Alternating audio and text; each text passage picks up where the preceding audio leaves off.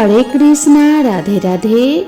नमस्कार दोस्तों, हिंदू धर्म में यशोदा जयंती बहुत विशेष मानी जाती है। यशोदा जयंती का त्योहार भगवान श्री कृष्ण की माँ यशोदा के जन्मदिन के रूप में मनाया जाता है।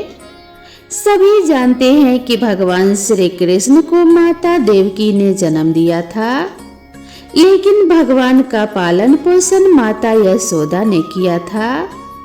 यशोदा जयंती के दिन माता यशोदा और भगवान श्री कृष्ण का पूजन किया जाता है। हिंदू मान्यताओं के अनुसार इस दिन विधि विधान से व्रत और पूजन करने से श्रेष्ठ संतान की प्राप्ति होती है। यशोदा जयंती की धूम भगवान कृष्ण के सभी मंदिरों के साथ विश्व भर के इस्कॉन मंदिरों में देखने को मिलती है। हिंदू पंचांग के अनुसार यशोदा जयंती फाल्गुन महीने के कृष्ण पक्ष की षष्ठी तिथि को मनाई जाती है। इस साल फाल्गुन महीने की कृष्ण पक्ष की षष्ठी तिथि की शुरुआत 18 फरवरी को तड़के सुबह 4:53 पर होगी। वहीं इस तिथि का समापन 19 फरवरी को सुबह 7:32 पर हो जाएगा। ऐसे में इस साल यशोदा जयंती 18 फरवरी को यानी कि आज मनाई जा रही है और आज ही के दिन यशोदा जयंती का व्रत भी रखा जाएगा। महिलाओं के लिए यशोदा जयंती का दिन और इसका व्रत बहुत ही विशेष होता है। यशोदा जयंती का व्रत माँ का संतान के प्रति प्यार का प्रतीक है। इस दिन महिलाएं अपनी संतान की लंबी उम्र और सुखी जीवन के लिए व्रत रखती हैं। इस दिन व्रत के साथ साथ माता यशोदा की गोद में बैठे हुए बाल रूप भगवान श्री कृष्ण का पूजन किया जाता है। मान्यता है कि इससे संतान प्राप्ति की इच्छा जल्द पूरी हो जाती है। पौराणिक कथा के अनुसार माता यशोदा ने भगवान विष्णु का कठोर तप किया था। माता यशोदा के तप से भगवान विष्णु प्रसन्न हुए और उन्हें वरदान मांगने के लिए कहा। इस पर माता ने कहा कि भगवान आज आप मेरे यहाँ पुत्र के रूप में आएंगे, तब मेरी मनोकामना पूरी होगी। इसके बाद भगवान कृष्ण ने कहा कि आने वाले समय में वो वासुदेव और माता देवकी के यहाँ जन्म लेंगे। उस समय उनका पालन पोषण माता यशोदा ही करेंगी। फिर भगवान श्री कृष्ण और देवकी वासुदेव के यहाँ 8वीं संतान के रूप में जन्मे। अत्याचारी कंस उन्हें मार न डाले, इस डर से वासुदेव ने उन्हें नंद और यशोदा के यहाँ छोड़ दिया। माता यशोदा ने भगवान श्री कृष्ण का पालन पोषण किया। श्रीमद् भगवत गीता में वर्णित है कि भगवान की जो कृपा माता यशोदा को मिली, वैसी कृपा न तो ब्रह्मा जी, शिव जी और माँ लक्ष्मी जी को भी प्राप्त नहीं हुई। तो प्रेम से बोलिए यशोदा मैया की जय। दोस्तों, आज हम यशोदा जयंती के शुभ अवसर पर यशोदा मैया के बारे में 5 खास बातें जानेंगे, जिसमें सबसे पहला है माता यशोदा के माता पिता। ब्रजमंडल में सुमुख नामक गोप की पत्नी पाटला के गर्भ से यशोदा का जन्म हुआ। उनका विवाह गोकुल के प्रसिद्ध व्यक्ति नंद से हुआ। कहते हैं कि यशोदा वैश्य समाज से थी। नंबर 2, श्री बलराम को भी पाला था माँ यशोदा ने। यशोदा ने बलराम के पालन पोषण की भी महत्वपूर्ण भूमिका निभाई, जो रोहिणी के पुत्र और सुभद्रा के भाई थे। दूसरे के पुत्र को अपने कलेजे के टुकड़े जैसा प्यार और दुलार देकर यशोदा ने एक आदर्श चरित्र का उदाहरण प्रस्तुत किया। यशोदा का जीवन सिर्फ इतना ही नहीं है, धार्मिक ग्रंथों में उनके जीवन से जुड़ी कई घटनाएं और उनके पूर्व जन्म की कथाएं भी मिलती हैं। उनकी एक पुत्री का भी वर्णन मिलता है जिसका नाम एकांगा या एकानंसा था। नंबर 3, विंध्यवासिनी देवी है यशोदा मैया की पुत्री। वासुदेव जी बाल कृष्ण को लेकर कारागार से निकलकर यमुना पार कर गोकुल पहुँचे और उन्होंने उसी रात को बाल कृष्ण को यशोदा मैया के पास सुला दिया और वे उनकी पुत्री को उठाकर ले आए। गर्ग पुराण के अनुसार भगवान कृष्ण की माँ देवकी के 7वें गर्भ को योगमाया ने ही बदलकर रोहिणी के गर्भ में पहुंचाया था, जिससे बलराम का जन्म हुआ था। बाद में योगमाया ने यशोदा के गर्भ से जन्म लिया था। भगवान विष्णु की आज्ञा से माता योगमाया ने ही यशोदा मैया के यहाँ पुत्री के रूप में जन्म लिया था। इसका बाद में नाम एकानंसा रखा गया था। इनके जन्म के समय यशोदा मैया गहरी निद्रा में थी और उन्होंने इस बालिका को देखा नहीं था। जब आंख खुली तो उन्होंने अपने पास पुत्र को पाया जो कि कृष्ण थे। यही योग माया आगे चलकर विंध्यवासिनी देवी के रूप में विख्यात हुई। श्रीमद् भागवत में उन्हें ही नंदजा देवी कहा गया है, इसीलिए उनका अन्य नाम कृष्ण अनुजा है। नंबर 4, श्री राधा का विवाह हुआ था यशोदा मैया के भाई से। प्रचलित मान्यता अनुसार एक दिन श्री कृष्ण ने माता यशोदा से कहा कि हे माता, मैं राधा से विवाह करना चाहता हूँ। यह सुनकर यशोदा मैया ने कहा कि राधा तुम्हारे लिए ठीक लड़की नहीं है। पहला तो यह कि वह तुमसे 5 साल बड़ी है और दूसरा यह कि उसकी मंगनी पहले से ही किसी और से हो चुकी है और वह कंस की सेना में है जो अभी युद्ध लड़ने गया है।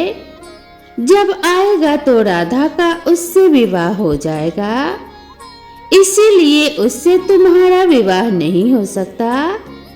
हम तुम्हारे लिए दूसरी दुल्हन ढूंढेंगे। लेकिन श्री कृष्ण जिद करने लगे थे। नंबर 5, जब श्री कृष्ण छोड़ गए यशोदा मैया को, इतिहास में देवकी और रोहिणी की कम लेकिन यशोदा मैया की चर्चा ज्यादा होती है, क्योंकि उन्होंने ही श्री कृष्ण को बेटा समझकर पाल पोस कर बड़ा किया और एक आदर्श माँ बनकर इतिहास में अजर अमर हो गई। महाभारत और भागवत पुराण में बालक कृष्ण की लीलाओं के अनेक वर्णन मिलते हैं, जिनमें यशोदा को ब्रह्मांड के दर्शन, माखन चोरी और उनको यशोदा द्वारा ओखल से बांध देने की घटनाओं का प्रमुखता से वर्णन किया जाता है। भगवान श्री कृष्ण ने माखन लीला, ओखल बंधन, कालिया उद्धार, पूतना वध, गोचारण धेनुक वध, दवाग्निपान, गोवर्धन धारण, रास लीला आदि अनेक लीलाओं से यशोदा मैया को अपार सुख दिया। इस प्रकार 11 वर्ष और 6 महीने तक माता यशोदा के महल में श्री कृष्ण की लीलाएं चलती रही। इसके बाद कृष्ण को मथुरा ले जाने के लिए अक्रूर जी आ गए। यह घटना यशोदा के लिए बहुत ही दुखद रही। यशोदा विक्षिप्त सी हो गई क्योंकि उनका पुत्र उन्हें छोड़कर जा रहा था। अक्रूर ने आकर यशोदा जी के हृदय पर मानो अत्यंत क्रूर वज्र का प्रहार किया। पूरी रात नंद जी श्री यशोदा को समझाते रहे, पर किसी भी कीमत पर वे अपने प्राण प्रिय पुत्र को कंस की रंगशाला में भेजने के लिए तैयार नहीं थी। आखिर योग माया ने अपनी माया का प्रभाव फैलाया। श्री कृष्ण चले गए तो यशोदा मैया विक्षिप्त सी हो गई। उनका हृदय तब शीतल हुआ जब वे कुरुक्षेत्र में श्री कृष्ण से मिली। एक अन्य पौराणिक कथा के अनुसार वसु श्रेष्ठ द्रोण और उनकी पत्नी धरा ने ब्रह्मा जी से यह प्रार्थना की कि जब हम पृथ्वी पर जन्म ले तो भगवान श्री कृष्ण में हमारी अविचल भक्ति हो। ब्रह्मा जी ने तथास्तु कहकर उन्हें वर दिया। इसी वर के प्रभाव से ब्रज मंडल में सुमुख नामक गोप की पत्नी पाटला के गर्भ से धरा का जन्म यशोदा के रूप में हुआ और उनका विवाह नंद से हुआ। नंद पूर्व जन्म के द्रोण नामक वसु थे। भगवान श्री कृष्ण इन्हीं नंद यशोदा के पुत्र बने। तो दोस्तों, यशोदा जयंती के शुभ अवसर पर आज हम भगवान श्री कृष्ण के जन्म की पावन कथा का श्रवण करेंगे। तो प्रेम से बोलिए यशोदा मैया की जय, भगवान श्री कृष्ण की जय। स्कंद पुराण के अनुसार द्वापर युग की बात है। उन दिनों मथुरा में उग्रसेन नाम के एक राजा हुआ करते थे। उनका पुत्र था कंस और पुत्री थी देवकी। राजा उग्रसेन स्वभाव से बहुत ही सीधे साधे थे। यही वजह थी कि उनके पुत्र कंस ने उनका राज्य हड़प लिया और स्वयं मथुरा का राजा बनकर बैठ गया। कंस अपनी बहन देवकी से बहुत ही स्नेह करता था। देवकी का विवाह वासुदेव से तय हो गया। जैसे ही देवकी और वासुदेव का विवाह संपन्न हुआ तो उसके बाद में कंस स्वयं अपने रथ को हाँकते हुए अपनी बहन को ससुराल छोड़ने के लिए रवाना हो गए। जैसे ही कंस देवकी और वासुदेव को लेकर बीच रास्ते तक पहुंचा, तभी एक आकाशवाणी हुई कि जिस बहन को तुम इतने प्रेम से विदा करने के लिए स्वयं जा रहे हो, उसी बहन का 8वां पुत्र तेरा संहार करेगा। यह सुनते ही कंस क्रोधित हो गया। तत्पश्चात देवकी और वासुदेव को मारने के लिए आगे बढ़ा। तो वासुदेव ने हाथ जोड़कर कंस से कहा कि आप देवकी को कोई भी नुकसान ना पहुंचाओ। मैं स्वयं देवकी की 8वीं संतान लाकर आपको सौंप दूंगा। वासुदेव की बात सुनकर कंस ने कहा कि मुझे आपकी 8वीं नहीं हर संतान चाहिए। तो वासुदेव ने कहा कि जैसा तुम कहोगे मैं वैसा ही करूंगा। देवकी के जन्म लेने वाली हर संतान मैं आपको लाकर सौंप दूंगा। तो कंस ने कहा कि मैं तुम्हें ऐसे आजाद तो नहीं छोड़ सकता। इसके लिए तुम्हें मेरे कारागार में रहना होगा। यह कहकर कंस देवकी और वासुदेव को अपने साथ वापस ले आया और कारागार में डाल दिया। इतने लाड़ और प्यार से पली देवकी ने कारागार में बहुत कष्ट सहन किए। नीचे जमीन पर सोना पड़ता था और उनके पति के हाथों और पैरों में बेड़ियां डाली हुई थी। जब वह गर्भवती होती तो उनके लिए यह सब कुछ बहुत ही असहनीय हो जाता। अपना और वासुदेव का हाल देखकर कभी कभी देवकी रोने लगती तो वासुदेव उन्हें समझाते कि जैसे ही तुम्हारी 8वीं संतान का जन्म हो जाएगा तो हम उसे कंस को सौंप कर चले जाएंगे। कारागार में ही देवकी ने अनेक कष्टों को सहन करते हुए 7 संतानों को जन्म दिया और कंस ने सभी को एक एक करके मार दिया। अब कंस को इंतजार था देवकी की 8वीं संतान का। जैसे ही देवकी फिर से गर्भवती हुई तब कंस ने कारागार का पहरा और भी कड़ा कर दिया। इस तरह देवकी के 9 महीने पूरे हो गए। तब भाद्रपद माह की कृष्ण पक्ष की अष्टमी तिथि को रोहिणी नक्षत्र में भगवान श्री कृष्ण ने देवकी के गर्भ से जन्म लिया। भगवान श्री कृष्ण का जन्म होते ही विष्णु भगवान ने वासुदेव को दर्शन देकर कहा कि मैंने स्वयं तुम्हारे यहाँ पुत्र के रूप में जन्म लिया है। वासुदेव ने हाथ जोड़कर आंखों में आंसू भरकर भगवान श्री हरि विष्णु जी से कहा, आपने मेरे यहाँ जन्म लिया, यह तो मेरे लिए सौभाग्य की बात है।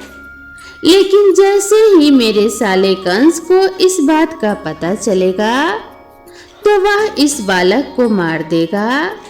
हे प्रभु, देवकी ने एक एक करके अपनी 7 संतानों को खो दिया है। अब यह उसकी 8वीं संतान है। मुझसे उसका यह दुख देखा नहीं जाता। तो वासुदेव की बात सुनकर भगवान श्री हरि विष्णु बोले कि अब तुम्हें डरने की कोई जरूरत नहीं है। अब तुम ऐसा करो, वृंदावन जाकर अपने प्रिय मित्र नंद बाबा के घर अपने बच्चे को छोड़ आओ। और नंद बाबा के घर यशोदा जी ने एक कन्या को जन्म दिया है। उस कन्या को लाकर कंस को दे देना। भगवान श्री हरि विष्णु की बात को सुनकर वासुदेव बोले कि हे प्रभु, मैं बाहर कैसे जाऊं? इतना कड़ा पहरा है और दरवाजे पर भी ताले लगे हुए हैं। भगवान विष्णु ने कहा कि तुम्हें डरने की कोई जरूरत नहीं है। तुम अपने बालक को उठाओ और चलो। जैसा मैंने कहा है तुम वैसा ही करो। यह कहकर विष्णु भगवान वहां से अंतर्ध्यान हो गए। तो वासुदेव जी ने भगवान श्री हरि विष्णु के कहे अनुसार अपने बालक श्री कृष्ण को उठाया और जैसे ही टोकरी में रखकर दरवाजे पर आए तो सारे ताले अपने आप खुलते चले गए। सारे दरवाजे खुलते चले गए और जो द्वार पर पहरेदार खड़े थे वह सारे के सारे मूर्छित हो गए। वासुदेव ने टोकरी अपने सर पर रखी और वृंदावन की ओर चल पड़े। कहते हैं कि उस समय यमुना नदी को पार करना बड़ा ही मुश्किल था, क्योंकि यमुना नदी पूरे उफान पर थी। बारिश हो रही थी और बिजली कड़क रही थी। तो वासुदेव को बहुत ही डर लग रहा था। वह सोच रहे थे कि इतना नन्हा सा बालक और ऊपर से इतनी बरसात हो रही है, इसका ना जाने क्या होगा। परंतु श्री कृष्ण कन्हैया को क्या हो सकता था, क्योंकि उनकी रक्षा तो भगवान श्री हरि विष्णु ने स्वयं की थी। बहुत सी कठिनाइयों से वासुदेव ने उस नदी को पार किया और नंद बाबा के घर पहुंच गए। वहां पहुंचकर वासुदेव ने देखा कि यशोदा मैया गहरी नींद में सो रही थी और उनकी बेटी पास के पालने में झूल रही थी। फिर क्या था, वासुदेव ने अपने बेटे को वहां पर सुलाया और यशोदा की बेटी को लेकर वहां से मथुरा वापस लौट आए। जैसे ही वासुदेव वापस आए तो सारे पहरेदार नींद से जाग गए और ताले फिर से लग गए। किसी को कुछ भी पता नहीं चला कि रात को क्या हुआ था। सुबह होते ही जैसे ही कंस को देवकी की 8वीं संतान के बारे में पता चला तो वह बहुत ही खुश हुआ और कारागार में पहुंच गया। कारागार में पहुंचकर कंस ने वासुदेव से उनकी 8वीं संतान को मांगा तो देवकी अपनी 8वीं संतान को देने के लिए मना करने लगी और बुरी तरह से करुणा विलाप करने लगी। लेकिन कंस पर इसका कोई भी असर नहीं हुआ। उसने जबरदस्ती उनकी संतान को छीन लिया। देखा तो 8वीं संतान तो कन्या थी। फिर भी कंस ने उसे गुस्से में जमीन पर पटकने लगा। तभी वह माया रूपी कन्या आसमान में पहुंचकर बोली कि रे मूर्ख, मुझे मारने से कुछ नहीं होगा। तेरा काल तो पहले ही वृंदावन पहुंच चुका है। वह बहुत ही जल्द तेरा अंत करेगा। यह सुनकर कंस ने अपने सैनिकों को आदेश दिया कि वृंदावन में जाकर पता लगाओ कि आज रात को किसके यहाँ संतान ने जन्म लिया है। सैनिकों ने पता लगाकर कंस को बताया कि नंद के यहाँ यशोदा ने एक पुत्र को जन्म दिया है। यह जानकर कंस ने नंद यशोदा के बालक को मारने के लिए हर नाकाम कोशिश की, लेकिन कृष्ण कन्हैया का बाल भी बांका नहीं कर पाया। इस तरह से कृष्ण कन्हैया समय के साथ बड़े होते चले गए और वे युवा अवस्था तक पहुंच गए। बचपन से लेकर युवा अवस्था तक श्री कृष्ण कन्हैया ने अनेकों लीलाएं की थी।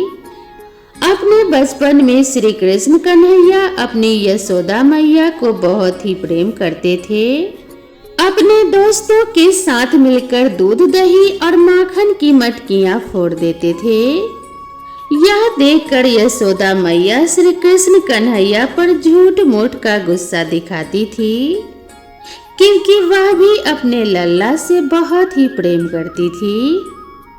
अगर कृष्ण कन्हैया थोड़ी देर के लिए भी यशोदा मैया की आंखों से ओझल हो जाते तो यशोदा मैया परेशान हो जाती और कान्हा कान्हा कहकर जोर जोर से आवाजें लगाने लगती।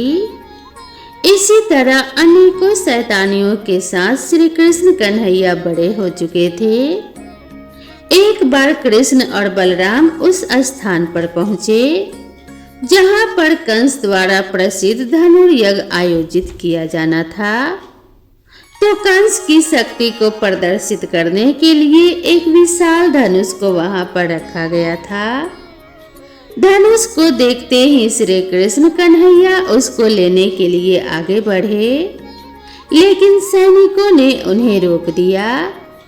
यह देखकर श्री कृष्ण कन्हैया को गुस्सा आ गया और वे सैनिकों को बुरी तरह से पीटने लगे और सारे सैनिकों को वहां से भगा दिया। और फिर मंच पर चढ़कर वह भारी धनुष को अपने हाथ पर धारण किया और उसे उठा दिया। फिर धनुष तो गड़गड़ाहट की आवाज के साथ टूट गया। वो आवाज इतनी जोर की थी कि मीलों दूर बैठे कंस के कानों तक पहुंच गई। तो इस ध्वनि से कंस को पता चल चुका था कि देवकी का 8वां पुत्र कृष्ण आ गया है और मेरा अंत समय निकट है। यह सोचकर कंस बहुत ही भयभीत हो गया था। फिर भी कंस ने एक विशाल सेना कृष्ण को मारने के लिए भेजी, लेकिन कंस की सेना हार गई। इसी तरह भगवान श्री कृष्ण ने कंस का वध किया और मथुरा को कंस के अत्याचारों से मुक्त किया। कहा जाता है कि जन्माष्टमी के दिन कृष्ण जन्म की इस कथा को सुनने से जन्म जन्मांतर के सभी पाप नष्ट हो जाते हैं और जीवन में सुख और सौभाग्य मिलता है। इस प्रकार से भगवान श्री कृष्ण की जन्म की कथा और माता यशोदा की कथा एक दूसरे के बिना अधूरी है। यशोदा मैया भगवान श्री कृष्ण के बिना अधूरी है और भगवान श्री कृष्ण यशोदा मैया के बिना पूरे नहीं हो सकते। इसीलिए यशोदा जयंती पर भगवान श्री कृष्ण की कथा को सुनना अनिवार्य है। माता यशोदा और भगवान श्री कृष्ण की यह कथाएं अत्यंत पुण्यदायी है।